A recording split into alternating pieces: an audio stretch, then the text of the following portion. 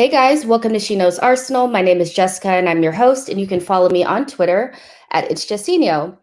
So on today's show, we're going to be talking about the press conference that Arteta did ahead of our first leg against Villarreal tomorrow. And we'll talk a little bit about team news, who's available, who's not, and just a little bit about what he said in regards to ownership and that kind of stuff.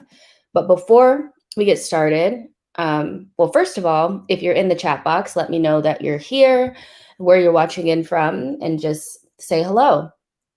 So before we get started on just like the press conference and that kind of stuff, like right before I came on, Daniel Ek did a interview on CNBC, and he was obviously talking about Spotify, but the questions around his ownership or his ambitions to own Arsenal came up. Of course they did. And he talked about how he's been a fan for 30 years and he just wants to bring like joy and success back to the club and give the club back to the fans, which is probably the perfect thing to say at the moment, because the fans at right now don't feel like the club has their best interest at heart. And he spoke about having the funds. He has the funds available to him to put together a compelling offer to the Kroenkes, and he hopes that they will hear him out. And he is prepared for this to be a long process. He's under no illusions that this would be a quick process or anything like that. And it was a very short segment. It wasn't things that we haven't heard before from him, but it was just interesting just seeing him actually say it again. I know that there are a lot of fans that feel like there should be no life given to this idea that the Kroenkes would sell Arsenal to Daniel Ek, but because it's being so heavily talked about, it's my duty to talk about it regardless if it seems realistic or not. So a lot of people are saying it's not realistic. At the moment, I feel as though it's not because the Kroenkes are saying that it's not for sale. No ownership group is going to come out and say, hey, put a for sale sign on their club like that. It would diminish their negotiating power. So standing on the complete opposite end of, the battleground per se would give them a better chance to get more than they probably would get if they said that it was for sale, if that makes sense. It's just a negotiating tactic if they were interested in selling Arsenal. But I think the value of the club is rising, and regardless if they are losing money or not, they can see the projections for the club being, the value going up over the years. So right now, I don't think it's necessarily realistic that they would be open to selling Arsenal if they did it. And if they did, it would be like a stupid offer would need to come in. I think it'd have to be something that they could not refuse. And I'm not sure that Daniel Ek would want to pay over the club's valuation of about $2 billion. So, but nevertheless, I'm going to come out and give you guys the news. And yes, he was on CNBC talking about Arsenal, his love for the club, and his ambition to own Arsenal and bring the club back to the fans. So what are you guys thinking about that? Hey, Jacobus, how are you? Static says, hey, Jess. Hey, Static, how are you? Nana G says, greetings, everyone. New Dawn Game says, feeling positive after Laka opportunity back in training. We will talk about team news in just a sec. Tony says, hey, Jess. Hey, Tony. Garrett says, hey, Jess. Hey, Garrett. Sean says, good morning, Jess, from Trinidad and Tobago. Oh, awesome. Worldwide around here. And Josh says, good morning, Jess. I just feel like we are doomed. Why do you feel that way? And New Dawn Game says, KSC won't sell unless Ek pays way more than the club's worth, which is unlikely right now. Yeah, and that's kind of where I sit on it. Of course, would I want that idealistic picture of having a lifelong fan, a young tech billionaire come and take over the club and bring on Thierry Henry and Bergkamp and Vieira and some sort of leadership roles and all that? Of course, I would love that to happen in an ideal world, but there's no guarantee that even they would know what to do with this club at the point in which the club is at. So unless there's some more developments, again, this could just be negotiating. There's a small percentage that I think that could be what's going on here. But yeah, I definitely think that this is just, he may be really interested in it, but I don't think the Cronkies are willing to sell. And Dolly Ben says, good evening from Malaysia. Awesome. Jacobus says, watching in from Namibia here in Africa. Go check out our country. I should. I've never been to Africa before, but I would love to go. All right. So let's talk about the real news, like what's actually going on. So I did watch Arteta's press conference, and he seemed calm, cool, collected as he usually does. And, they asked him about the Europa League tie, the Unai Emery team news, and all that kind of stuff, and a little bit about ownership.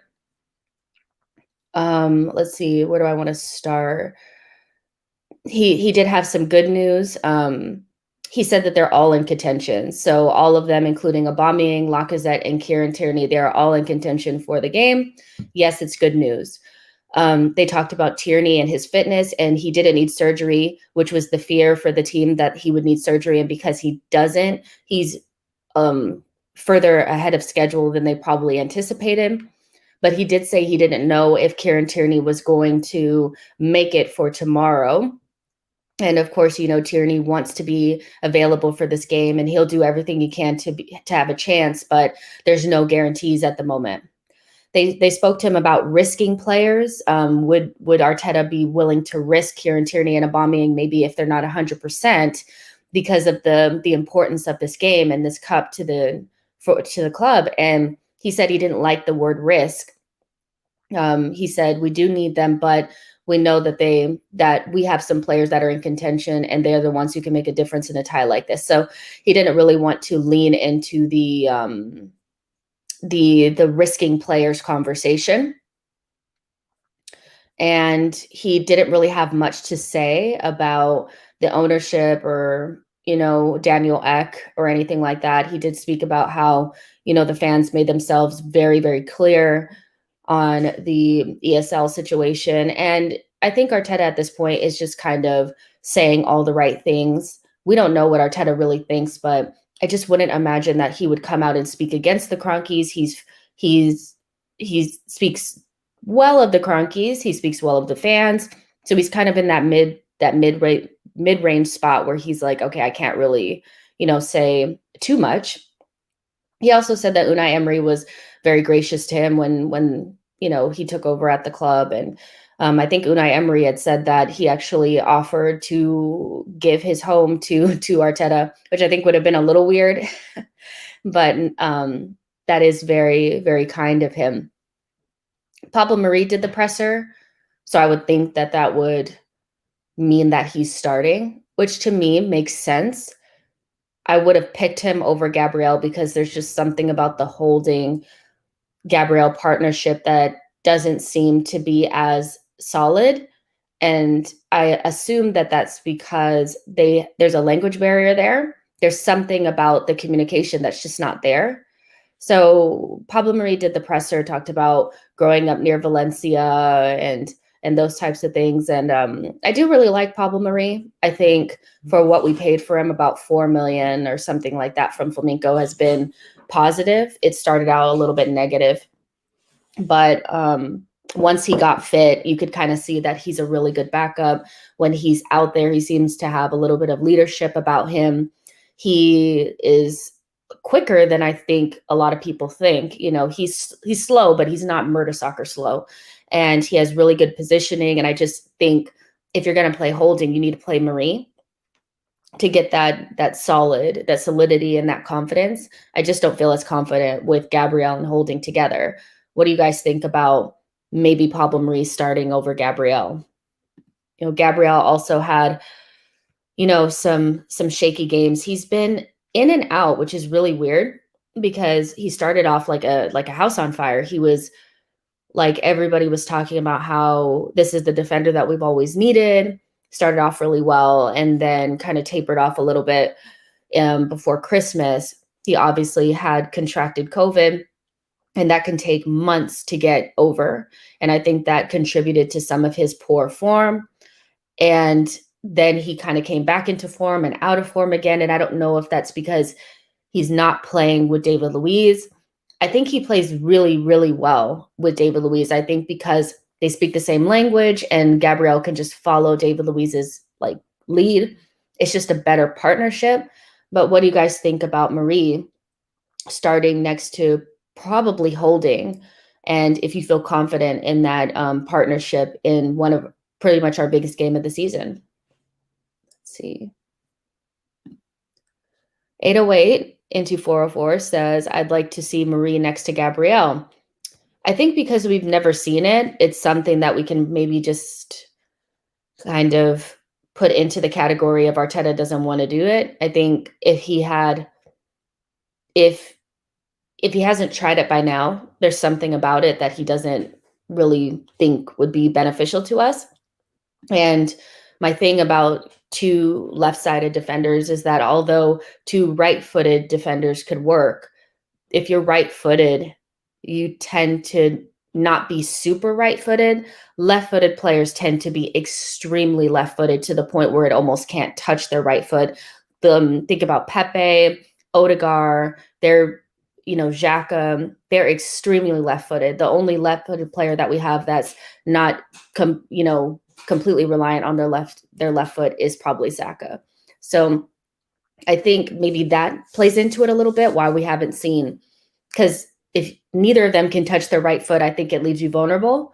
If you just make sure that you can't pass it to their left-hand side, then what happens? I haven't seen Gabrielle or Marie use their right foot consistently at a decent level at all. They're very, very left-footed. So although I think they're probably at the moment, if you had to choose just based on talent or skill, you'd probably choose Marie and Gabrielle. But because they're both left-footed and so left foot dominant, I think that might be why we never really see it. Tony says, I'm okay with any of our center backs. Marie looks to be in the best form, so go with him. And maybe that's just the rule of thumb, just go with who's in form. Don't overthink it. If they're not in form, don't go with them. So that's important. New Dawn Game says Gabrielle's legit, but often too keen to impress and gets too tight or rushes into early and leaves us exposed. Go for Marie. Those are good points, and I did my what to expect from Unai Emery's Villarreal with Alex, the Euro expert, yesterday. If you didn't get a chance to check that out after you leave here, check that out. But he spoke a lot about Gerard Moreno, who would be playing on that left-hand side. He plays on the right side, which is our left side. So I don't think I would, and he's really good in one-on-one. And my biggest fear is that Gabrielle would be a little bit too rash and get an early yellow card or something like that. So maybe we need just a calm, cool head in Marie. And sometimes he can be a little bit rash, but not as rash as Gabrielle. And just like Tony said, sometimes you just have to go with who's on form, so that's what I would go with. And that's Marie at this point. So yeah, we have Aubameyang, Kieran Tierney, Lacazette that are all in contention, which is a really good thing for us. Odegaard is back in as well. So let's talk a little bit about the lineup that we would like to see. I actually wasn't planning on doing this like this, but I think I'm just going to go ahead and share my screen and actually build the lineup with you guys. Let me just pull it up really quick. Oops. All right. Give me 1 second, you guys. I'm just pulling it up really quick. All right. It's difficult because I can't see it once I share my screen, but hopefully this all works out.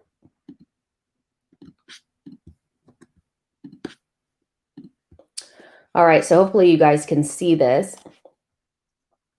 But all right.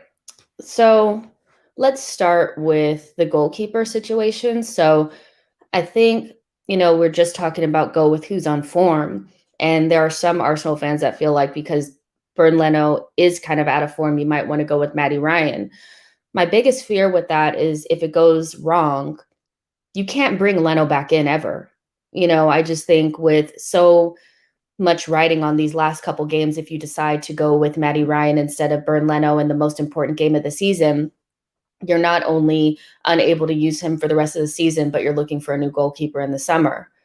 I don't think this is the right time to drop Bernd Leno. As bad as I think, as poor as I think Bernd Leno has been for significant parts of the season, dropping him now could cause a ripple effect in the team. This team is very fragile, so if you drop him and then Maddie makes a huge mistake or something like that, in the second leg, you can't bring Bernd Leno back in. He'll be a head case, so you guys could let me know in the chat box what you guys think, but I really think we need to just go with Bernd Leno because I think it's such a risk. And Matty Ryan, although he looks good, what would it be like for him in a really important game?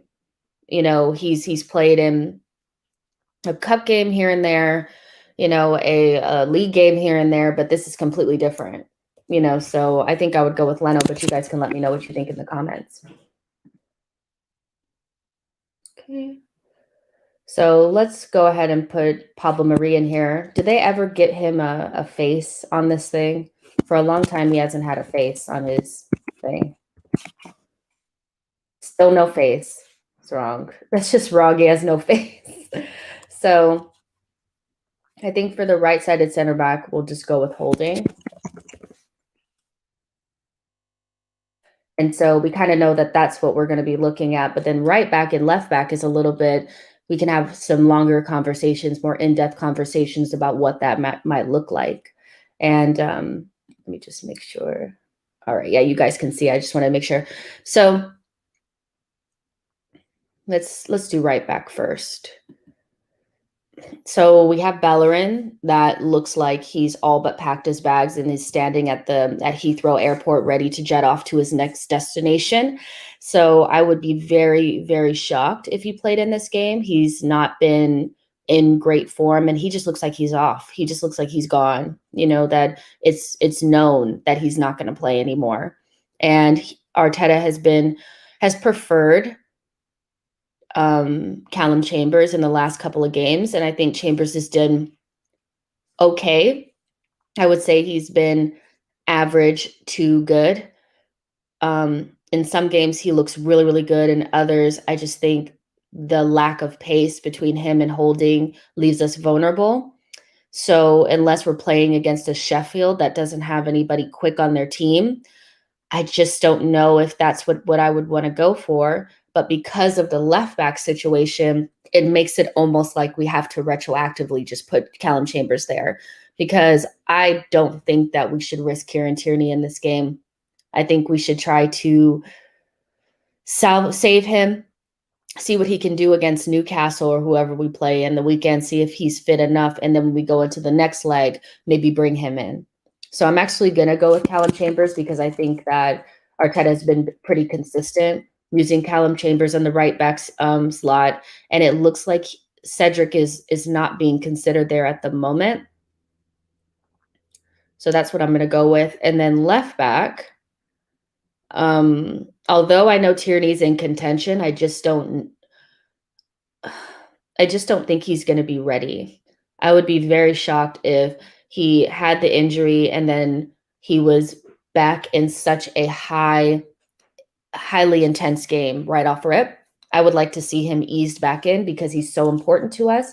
And if we were to get to a final, I'd rather him be fit for that. So I'm actually going to go with Cedric here.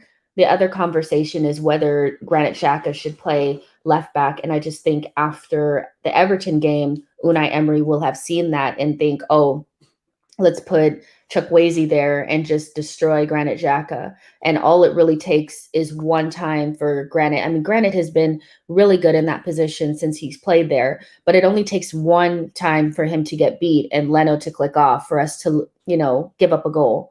So for me, I would go with Cedric here.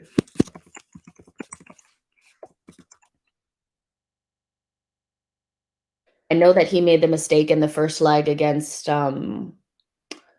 Slavia Prague, but besides that, I feel like regardless, there's players make mistakes, and our players make pretty devastating mistakes. So pick your poison. But for me, I think we're less likely to get ran over by Chukwueze if Cedric is here. And I also don't think I would trust Danny Ceballos in the midfield in this game, because we really need people that we can trust. And Ceballos has done okay in that left midfield kind of role, but I'm not sure if that's actually what we need, because now we have some of our players back, that have been missing for the last couple of games. So I'm thinking just go with Xhaka where we know that he plays well, which is this left central midfield or left side of the pivot with Thomas Partey. I think that's pretty self-explanatory. And I would actually drop Ceballos for this. He's been kind of a liability in the Europa League games, and I just want to minimize the mistakes as much as possible. And although I don't think that he would necessarily be a liability in terms of he wouldn't get ran over in this game, they don't have any athletes, but just that one moment of him not concentrating could really cost us. And I don't necessarily feel like we need him there because Odegaard is back, and that's who I would play in the 10 role. He's one of our few leaders, which is really sad because he's a player on loan. He's not a permanent player, and he's 22 years old, but he does have leadership qualities. And this is our strongest midfield, in my opinion. And I think that's what we need to go with. And yeah, so that's what I would go with is Martin Odegaard in the 10 position. Would you guys go with Odegaard or would you go with Smith Rowe? What do you guys think? And do you agree that we should move Cedric to left back and Xhaka out? All right. So now I think for some reason, I don't think Lacazette's going to be ready. You don't really, I mean, I know he's ahead of schedule, but it was a hammy, wasn't it? So, and I think Aubameyang should be ready to go. So Aubameyang is who I would play up top. Hopefully he can do what he does best, which is score in European fixtures and do that thing, So I would trust him at the striker position in this game. And this is where it gets kind of a little bit more with left midfield, really, because it's going to be Bukayo Saka here on the right-hand side, unless Arteta just tinkers way too much. So left mid for me, it could either be Emile Smith-Rowe, Martinelli, or Pepe. And I think I would personally if Aubameyang wasn't playing, I would go with Pepe. But because I know they like to both play in this half space here, and I've yet to really see that be successful in this new system where because Aubameyang's not going to play here. He's going to play more like he's going to drift off into the space, and that's where Pepe likes to be. So I think I would go with Emile Smith-Rowe so that he could pinch in with Odegaard. Odegaard could play closer to the right, play next to Saka. Emile Smith-Rowe could come over here and help Aubameyang, and Aubameyang could kind of hang out in this space. So I think I'm going to go with Emile Smith-Rowe, even though I would like to play Martinelli there, but Arteta doesn't seem to play Martinelli there that often if Aubameyang is on the field. And it might be nice to have somebody that can come off of the bench and make a difference. If it's not working, I would say bring in Pepe and Martinelli, and see what we can do from there.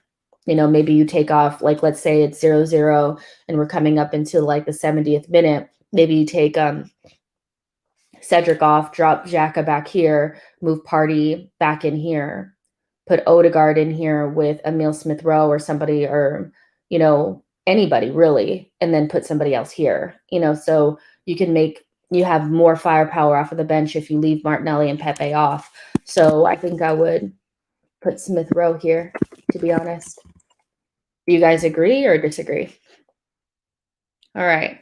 So we have Leno in goal, Chambers, Holding, Marie, and Cedric, Thomas Partey, Granit Xhaka, Odegaard, Bukayo Saka, Emile Smith-Rowe, and Aubameyang.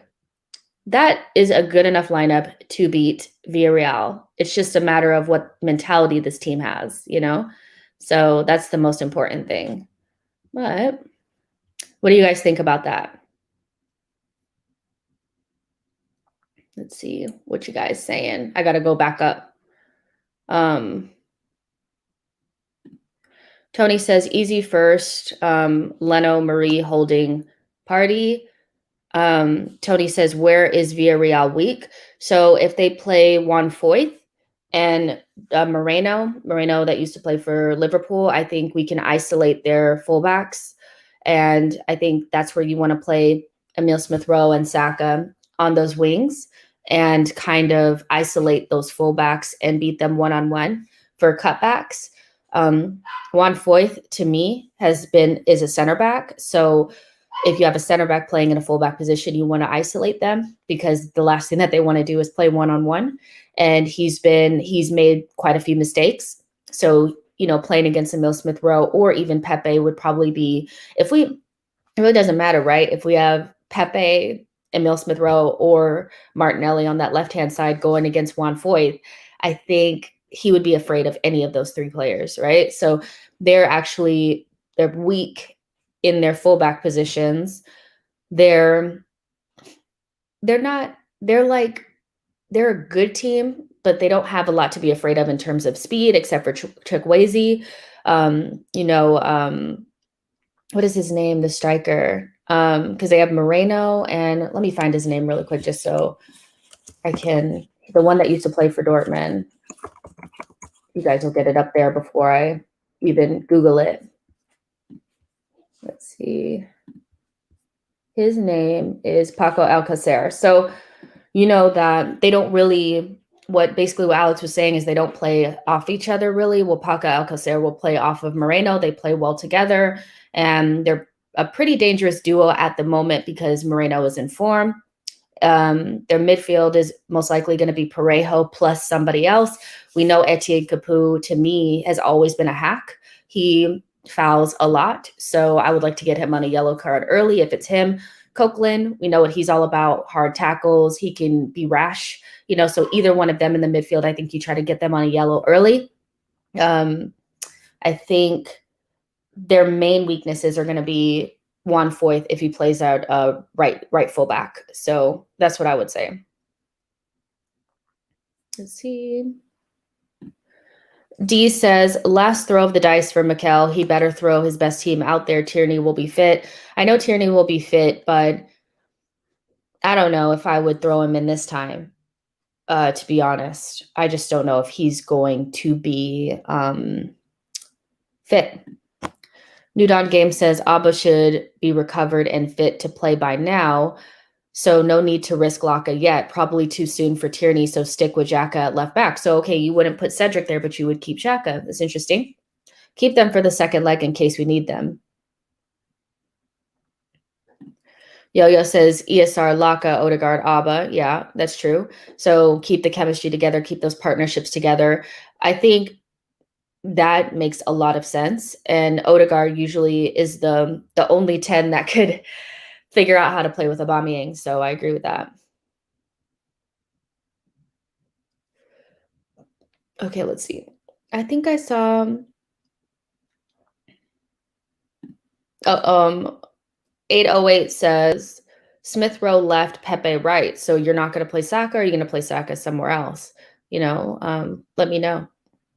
I mean, you could technically do that. You could actually play Thomas Partey. So let's say you keep Xhaka at left back. You could play Partey alone in the midfield by himself. You could put Bukayo Saka in the midfield next to Odegaard, kind of as like a flying V shape instead, because we usually play like this instead, and put Emile Smith-Rowe on the left-hand side and Pepe on the right. So you could do that. Oh my gosh, I'm so hungry. Garrett says, as good as a team as we can put out. Yeah, for sure. But I think sometimes the best team on paper doesn't have the chemistry that's required to make things work. So sometimes I think our best team doesn't even include Aubameyang, because the chemistry between him and some of the other players is just not there. So I think I agree with Yo-Yo in terms of chemistry is more important than, the best team on paper, because sometimes these players just don't play well together. Velosnex says, not sure about Cedric. Rest looks fine. I can see Xhaka playing left back and Ceballos getting his La Liga game that suits him so well. Oh my gosh.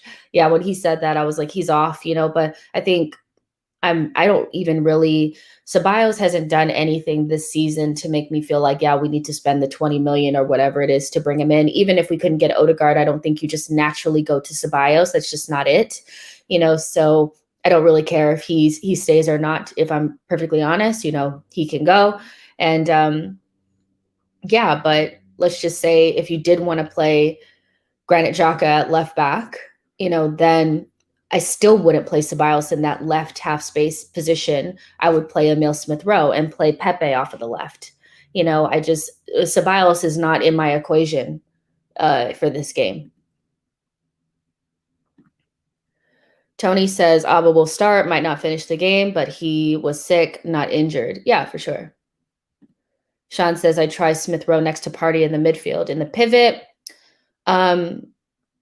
a lot of people are saying that they would put Smith-Rowe in that almost like Ceballos position where it looks like he's playing in the pivot, but he kind of bombs a little bit more forward. If we did that, I wouldn't be surprised. That would mean Granit Xhaka is playing left back. Emil Smith-Rowe plays in that little space. That could allow us to get more offense out there. Here, I'll share my screen again, and we can make that one instead. Give me one sec, since that's what you guys are interested in. So say like if you don't do it this way, then instead of Cedric, you put Xhaka here. And then actually, let's change the formation that it would look more. Yeah, it would look more like this. And then you put Thomas here. Put Martin Odegaard would be there. Then you put Smith-Rowe here. Smith-Rowe. Oop, did it not go? It's because I have two Thomas Parties here, which would be awesome. There. So it would look more like that. And then you could actually, if you wanted to, then you could put Pepe here. And then you would put Bukayo Saka here. Why is he not the first one that pops up? Okay. So we could do that instead, and then because whatever they do here on this side is really important, because if they put Chukwueze here, we know Xhaka is going to be bombarded, and these two are slower. So my issue here is that Pepe, although he's been better at defending, is he going to be able to come back and help Xhaka the way he needs to? Or is having Pepe here going to put so much pressure on their right-hand side that they can't attack us? So it could be something to counteract what they're doing. But this is a really strong lineup as well. Do you guys prefer this or the first one? Ooh, I know it looks so crazy. So you could also do that as well. Either one of those lineups to me would be perfectly fine. To me, it's more about mindset, 110%. Either lineup that we put out is better than what Villarreal is going to put out. It's about the mentality, So let's talk about score predictions. Do you guys think we'll get out of there with our away goal? Do you think that will allow them to score? What do you guys think? And what are your score predictions for this game? I think we have to, because it's the away goal or the away leg, we have to get a goal or two to put ourselves in a good position. Even if we get out of there 1-1, I think we have a really good chance of making it through. But we have to get a goal at the very, very least. But I would prefer us to get two. They score quite a bit of goals, but they give up quite a bit of goals. Typical Emery, they act like he's pragmatic, but is he really? He says he'd rather win 4-3 than 1-0, so they could score goals, but I still would imagine we'd have too much for them. Let's see. What are your score predictions, guys? Go ahead and put it in the chat box. New Dawn Game says, I wouldn't start ESR and Odegaard because we may need one of them to come on as a sub for the other. Start Odegaard and put him with Pepe on the left. Martinelli and ESR can come on for them later if needed. Okay. That's a good shout. Sean says, I still play Cedric. Okay. Tony says Villarreal would shot their pants with the second lineup. Yeah, that would be a very, proactive lineup. It would be a very like, okay, we're going after it type of lineup. And I wouldn't be upset with that either. It's just risky, but I would imagine we get a couple goals with that lineup. Yeah. All right. Yo-Yo says score, draw, both legs, winner through on away goals. I don't know who. So you don't back us, Yo-Yo? You don't think it's going to be us? Sean says 2-1. Yeah, but I think this is what I'm going to go with. I think Arsenal 2, Villarreal 1, because I want to be positive and I really want to hope that we will put this tie kind of out of their reach. I know that it's still Arsenal can do anything. Anything can happen, especially because we're not good at home. But if we get 2 away goals, then I think it's set up for us to be in a position where we just have to not give up any, which is difficult for us, but I think we can manage. So I'm going to go for 2-1 Arsenal. And my most negative self is saying 1-1, but we still get our away goal.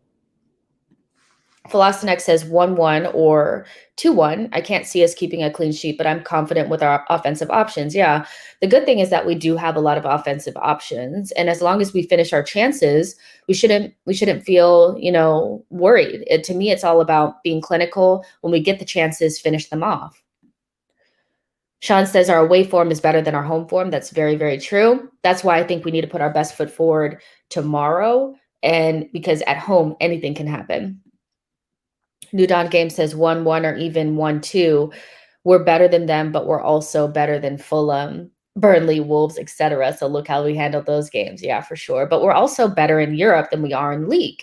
So we are definitely a cup team. There's about 30 of you guys watching right now. Make sure you like the video and subscribe to the channel. I'll be on the terrace in a little bit, in let's see, about 2 hours doing the preview for the Europa League games. So if you guys don't follow the Football Terrace, you should. I'll be on there. Terry's awesome. And, we'll be doing a preview for our game plus the Man United game. And we're all Roma fans, aren't we? If we went through, I would much rather play Roma. I don't even want to put myself through a Arsenal versus Manchester United anything.